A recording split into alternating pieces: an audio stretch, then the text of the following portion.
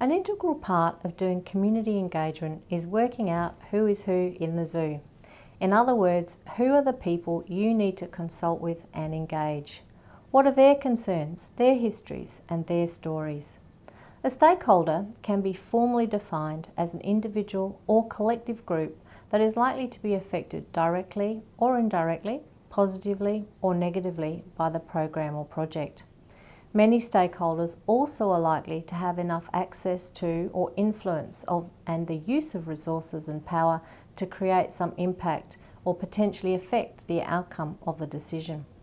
So stakeholder analysis requires two things: identification of the key stakeholders, and then secondly an assessment of their relative influence and power.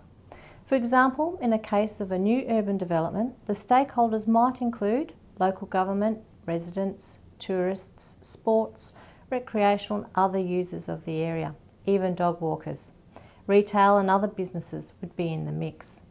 The local Indigenous groups would need consulting as well. So in any case study or proposed development or placemaking exercise, the list of stakeholders will be different. Placemakers thus, in every single instance, would need to think about who represents the identified stakeholders, what groups can be accessed, and if there are any particular individuals that must be talked to. Placemakers need to ask themselves, are there any stakeholders likely to have a predetermined position about this project or proposal?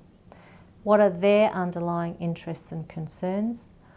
What level of interest is each stakeholder group likely to have?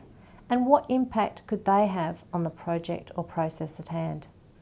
The process will help identify who is of highest priority for engagement and what are the best modes of engagement to employ to build a strong and rigorous placemaking process.